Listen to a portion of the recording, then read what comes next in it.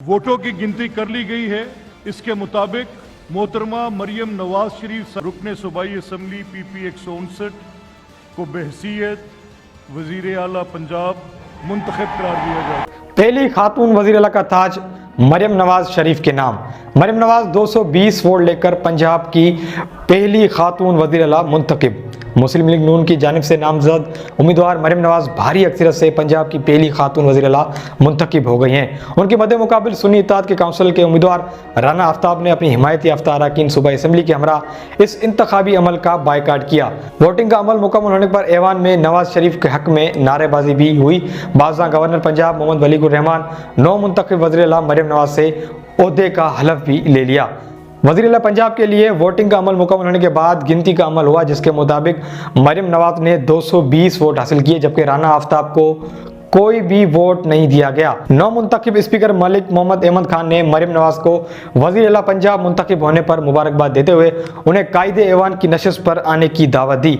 वज़ीर आला पंजाब के इंतखाब के लिए सूबाई असम्बली का इजलास के आगाज में ही शोर शराबे का शिकार हो गए। सुन्नी इत्तेहाद काउंसिल के नामजद वज़ीर आला को बात करने की इजाजत न मिलने पर काउंसिल से वाबस्ता अरकान ने वॉकआउट कर दिया।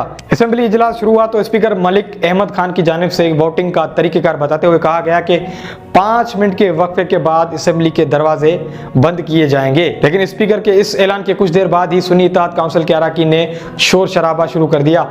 स्पीकर मलिक अहमद खान का कहना था कि ऐवान आइन की ताबे है और यहाँ खिलाफ आइन कोई बात नहीं हो सकती। आज का इजलास का वाहिद एजेंडा कायदे ऐवान के इंतखाब है, लिहाजा कोई दूसरी कार्रवाई इजलास का हिस्सा नहीं बन सकती। सुन्नी इत्तेहाद काउंसिल के अरकान ने वज़ीर आला पंजाब के लिए अपने नामजद उम्मीदवार राना आफ्ताब को पॉइंट ऑफ आर्डर पर बात करने की इजाजत न मिलने पर एहतजाजन वॉकआउट कर गए और ऐवान में वापस नहीं आए। मुस्लिम लीग नून की जानिब से वज़ीर आला पंजाब के लिए नामजद उम्मीदवार मरियम नवाज, जबकि सुन्नी इत्तेहाद काउंसिल की जानिब से राना आफ्ताब को नामजद किया गया था।